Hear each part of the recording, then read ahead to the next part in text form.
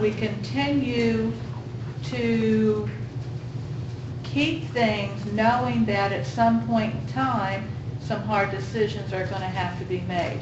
Now, if we are at a point that we can have a balanced budget and not have to look at any of this for this coming school year, okay. But are we going to be here again next year?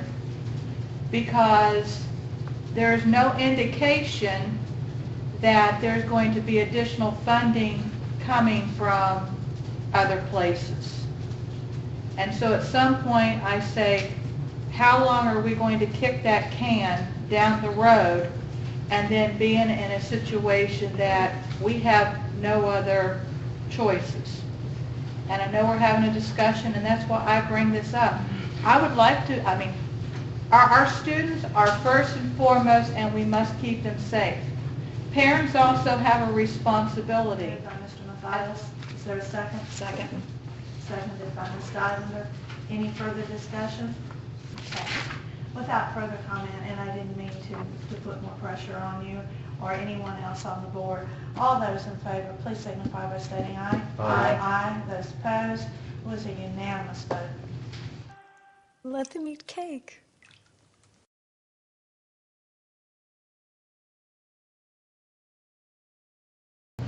We need to put our children first. Help us keep our children safe, because it won't happen by ourselves. What about the kids in Claremont, Groveland, that has to cross a 6-lane highway? Overcrowded classrooms and missing classes isn't going to get someone dead. But what you get might. To school in a safe and reasonable manner. I don't know what else to say other than I don't know how you guys can work yourselves in here. During school, fun education. Knew that it was an unsafe situation to put our children in outside. However, the speed limit of 45. In addition, there are 2 sexual Talking offenses. about roofing, I heard you talking about the gym clothing needing to be coated. My problem is that our kids should come first. Find a solution to this, because this isn't going to work. That's all.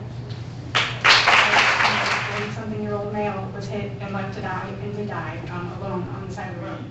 Work with the community, find a meaningful solution, protect our children.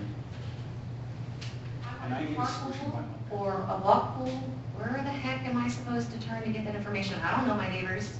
Honestly, I've lived at my house for 6 or 7 years. I really only know a few. I'm not going to go knock on doors, hey, who can drive my kid to school? Or hey, can I drive your kid to school? How much of a creeper do I sound? Is usually the city of Houston. 4-line highway with no sidewalks on a danger zone. My concern, With no curb, no sidewalks, in a ditch, and it's drained. We're not a rich family. You know, we do the best we can. Me and my husband, when we got married 17 years ago, we said that we would do everything we could for me to stay home and raise our children. And we have done it. Now, I'm forced to figure out how I'm supposed to walk my 2 children 1.93 miles to Grassy Lake on roads that are not sidewalk. There is no crossing guards. Across a 6-lane highway. And then get home to take my daughter, who's 12, 1.6 miles to her school, because I still feel she is too young to walk past 9 sexual predators. Now, J.C. Dugard was kidnapped at a bus stop, walking to a bus stop. And she was taken and hidden from her family for years and years and years. What happens when our kids are going to school and they're supposed to be there at 8:30? Who's going to call us and tell us that they're safe? You know, you guys are making a decision for us. Either you can go to work between the hours of 9 and 2, or on Wednesdays between 9 and 1, because you've got to be there to get your kids. Or you can pay to have them watched by before care or after care, and that's all great. But a lot of families don't have it, not in this economy. So what I'm asking you is this. Why are we asked to buy art supplies, tissues, Ziploc bags, reams of copy paper, scissors, and basically everything that our children need to go to school with? But nobody could ask us if we can afford $10 for transportation. Because I guarantee you, if the whole county would have been offered, pay $10, a school with 1,000 people would have been paying $100,000. You guys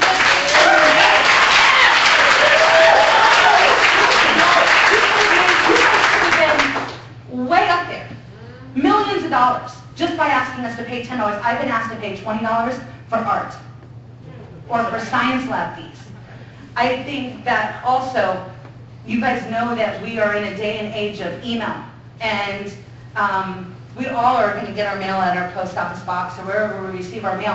Why did we receive a letter a week and a half ago saying we couldn't have a courtesy bus, but nobody told us that we could come and maybe tell you guys some ideas before June 24th?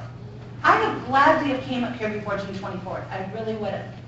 And I think that it was meant, I think the way you guys maybe put it out there to media, you said, and to other people, I think you meant to keep it low key, so you didn't have to hear all this, but it is important. We need these buses. I'm not going to acknowledge it. Here again, I want to thank the parents who have come out tonight, the grandparents, and this is not an easy solution. We have been looking at how do we provide busing, how do we keep the teachers in the classroom, how do we protect the classrooms. We had to cut an additional $16.5 million out of the budget. Many of you all know that you're not paying in property taxes what you used to pay. It's gone down almost 40%. We received no funding from the state of Florida called PICO, which is for maintenance needs. We received no money from the state of Florida to provide busing within the parent responsibility zone. We've lost $24 million because we do not have impact fees. When you start multiplying or adding all of these things together, we've had to make some very hard decisions, and this being one of them. We don't have all the solutions. We don't have all the answers. I appreciate some of the parents who came with solutions here tonight. I commend you to say that you would pay, but I don't know how many parents will step up and pay. It's a great idea. Well, you know what? I counted how many people are here, and when you consider we have 41,000 students in our school district, if you're able to get all of your neighbors and all of the other parents in the schools, yeah, I would like to see where they are willing to step up. They may tell you on the one hand, but then when it actually comes time to handing over the check, I'm not sure how many will be able to do that or would be willing to do that. So with regards to, the different questions you asked, here this evening, I don't know if it's something that we need to take one by one at our next workshop. I'm not sure what the pleasure of this board is to do. This situation is not going to go away, but right now we're looking for other solutions, and working with the different cities and the county, and with Mr. Fish, we've got to all be working together. With regards to some other things that I've been involved with, last Thursday I did attend the Academy of Teachers at Lake Receptions, and there was the two people from the Gates Foundation that Dr. Moxley had mentioned. They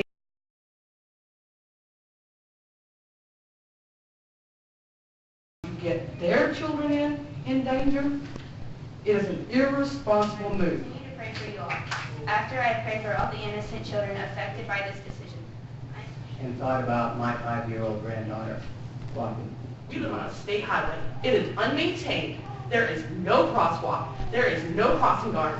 And when my child crosses 44, where her school bus used to be, there was an accident this morning. You really think they're going to stop for my daughter? She didn't stop for a tractor trailer. Really rethink this decision. Did you really think about this? Did you get in your cars, each one of your districts, and ride these streets where these babies got to go? Are 1.1 miles away from the school. 75% of that is on Highway 561. I work in Orlando, and I'm gone from 7 o'clock in the morning till often 7 o'clock. Good place for my son to be walking to school in the mornings. He has to cross County Road 470. We have all these babies out here walking. There's no way he's walking 1.7 miles to save us on money. There are sex offenders between where my grandchildren live and the school. They have to cross 27 and 44. A bus that comes by and picks up children on Niles, but won't come by and pick her up when they pass right by our house.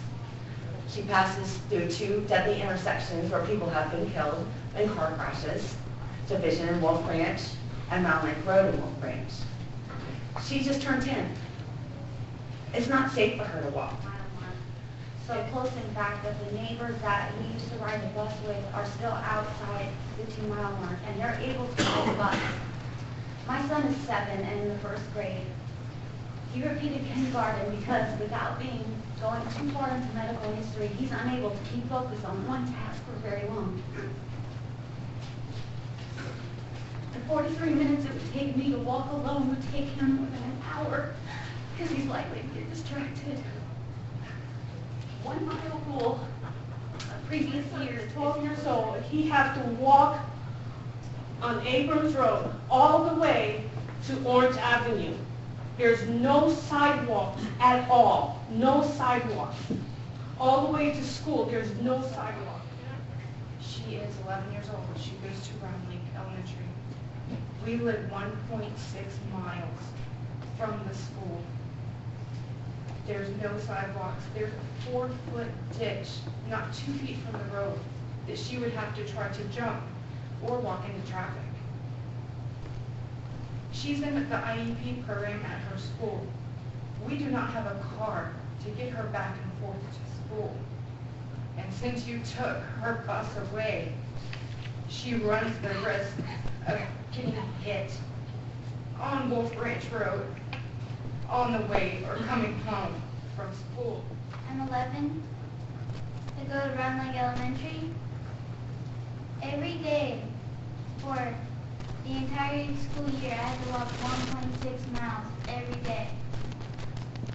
Even my parents don't know if I will survive being hit by a car. Would it be the risk on getting hit by a car or being dead for the rest of my life? Right. God gives us wisdom over this. You hear the people, and I think they have a right to be angry because, you know, there's nothing more precious than a child. And they're our future. Been overseas and been all over the country. And I chose to return to Lake County, Florida, because I thought my children would be safe here. An injured student.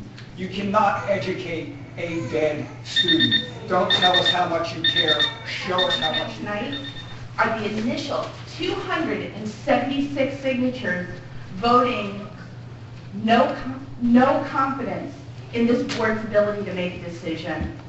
There are more coming to express my concern to you about the denial of busing that we've been talking about tonight. We can work together for next year and figure something out to get you all more money to bus our children.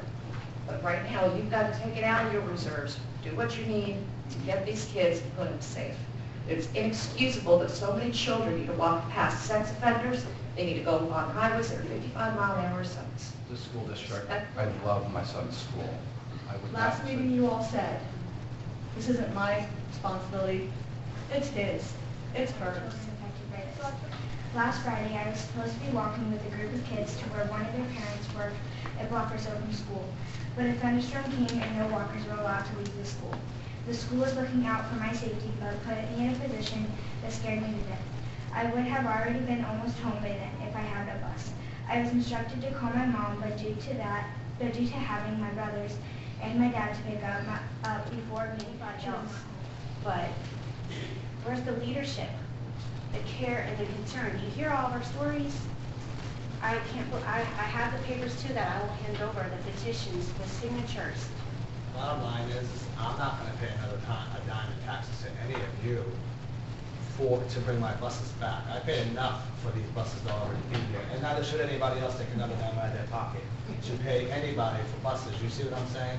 These roads out there on 561 are terrible.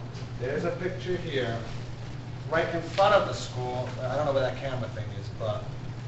Only on this side. All right, well, this right here is a tractor trailer going right in front of Pine Ridge Elementary with a car coming out with an infant in front of, I see it this morning, and it almost took him out right in the entrance of that school. If something happens to my wife for protecting these children, or my children for going to school, listen to me. You think Trayvon Martin thing is going bad? This is going to be worse. I will not stop.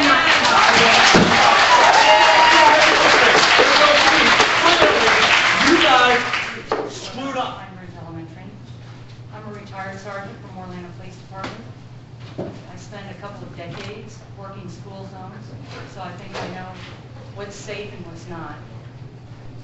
The unfortunate thing is, we're not alone. I had no idea that there were so many unsafe conditions going on in this county, and it's disturbing to me. Obviously, we don't have the money to put in school, the crosswalks, the sidewalks, the curbings, the crossing guards, everything that we need to keep our children safe. But what does strike me is that you as a ward are aware of the dangers, the life and death dangers that you have put our children into. My 29-year-old boys go to that school, and I can't let them walk. Department of Children and Family Services do not allow our children at these ages to be alone. But you expect them to walk to school when most of these parents have to go to work? That's not reasonable. The state would take us in for unfit parenting if we did that. I have friends that have tried to get a job, but they can't because they have to drive their children out of school because of the playing crazy.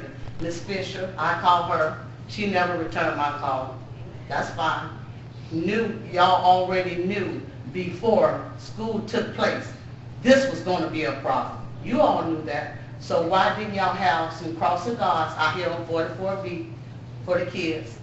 No crossing guards. For the money that we're looking at, how much are we talking about across the board? $1? $10? $50? This is his first year there. He's 11 years old. He's ADHD. He takes 4 medications per day to keep himself straight. I don't. Taking the bus away from him didn't only take the bus away from him, it took his care away. I'm a single mom. And up until the first day of school, he had a daycare to go to. And when you guys took the buses away, the daycare no longer was allowed to take my son because they cannot transport him to middle school. So now he has to spend his time alone.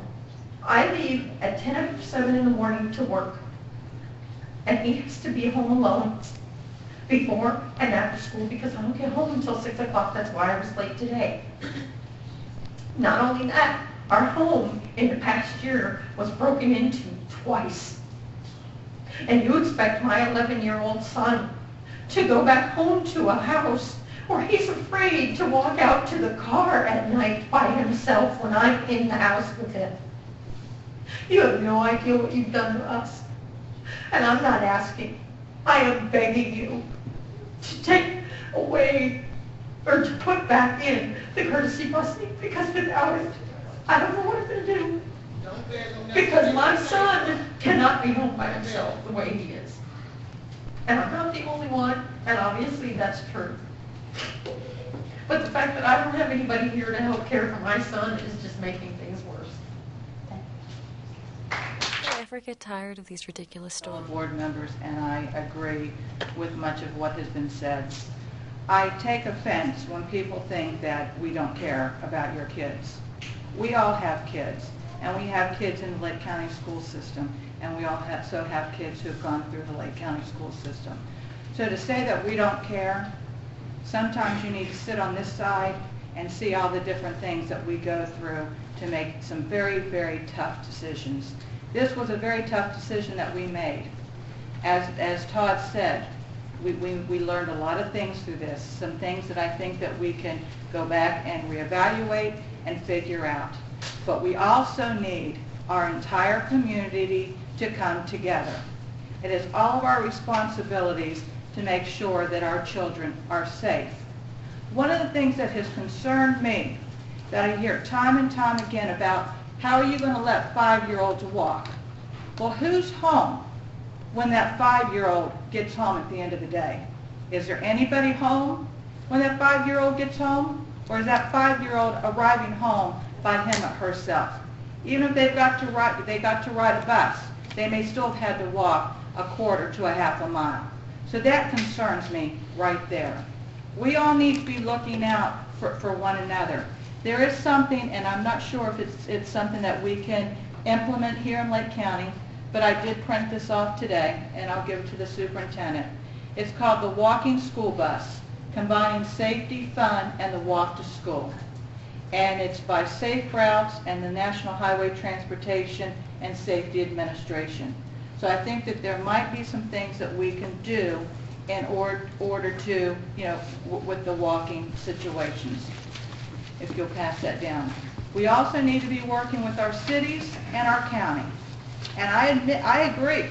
I moved here in 1994, and I was appalled that there were very few sidewalks when I moved here then. And there are still very few sidewalks around. But that is something that we need the support of the municipalities and the county to get behind. We can't put in the sidewalks. I have said since I got on the board 5 years ago, we have had to cut the budget each and every year. We have not had 1 year where we could, say we've got money to give raises and do busing and paint the school buildings and do all the things that we need to do. I know some of you read the newspaper, and I can tell you, I do not have a school-issued cell phone. I don't have a school-issued air card. I have my own. I do not have the school district's. So we do need to work together because the safety of our children is so very important. And I do take offense when, things are being said about us up here, that if you really did know us, you would know that we are not the terrible people that some of you try to paint us out to be. And by making threats is not something that is going to benefit our children. And that's the other thing that concerns me. There are kids here tonight, and watching the behaviors of some people, and our kids are witnessing this. And I'm thinking, what message is that giving those children? Well, you can stand up for your rights, but you can also stand up for your rights the right way. And so our kids are always watching, and they do mimic, our behaviors.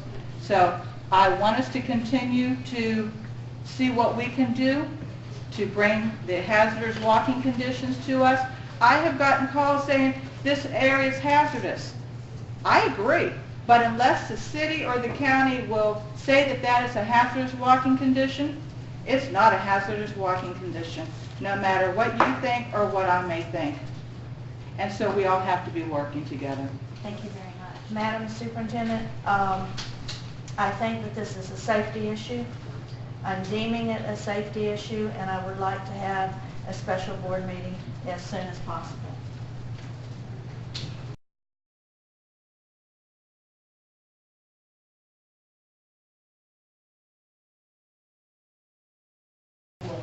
Some have termed this courtesy busing. I call it smart For the sake of our children, I hope you do immediately reinstate. Jamie Mullins, 3080 Ruby Drive, Mount Dora, Florida. Good afternoon. I have one question. You made the irresponsible decision to take our buses away without any public knowledge over the summer, never making sure the issue. One thing that this decision has done is galvanized all of Lake County. You hear person after person exclaiming, whether they have kids in the system or not, that this is wrong and needs to be fixed. The primary concern here is our children's safety. What I guess I want to say today is really based on what you had to say first, was I 100% support coming out today with a resolution that a bus can be where it needs to be as early as 16 or however many lane, it shouldn't be any lane that a child is crossing. So we can't go any further on it, but we will.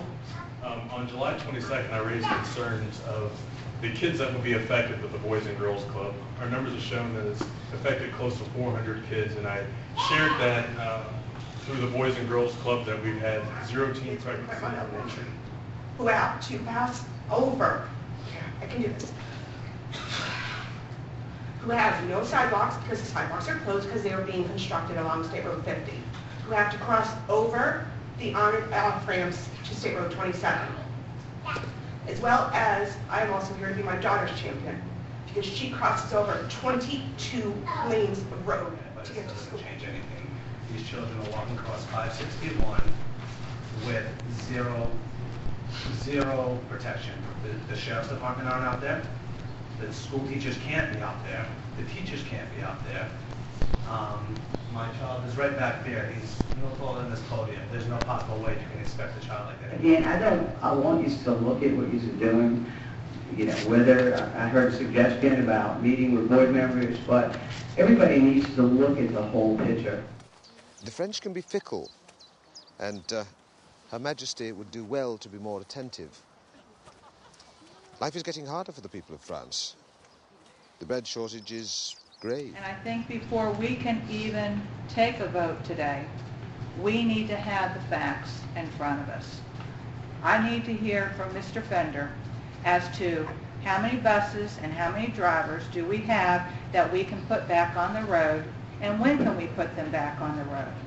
What students are going to be eligible for riding these buses, and what students are not going to be eligible for riding these buses? And then also, if we're going to move forward with the Brevard's policy, when could that be instated, and at what dollar amount? To try and take a vote here today on different things, I think that we need to have more information from transportation, and to, excuse me, there's no talking like that. I will not stand for it. Be quiet. Excuse me, dialogue.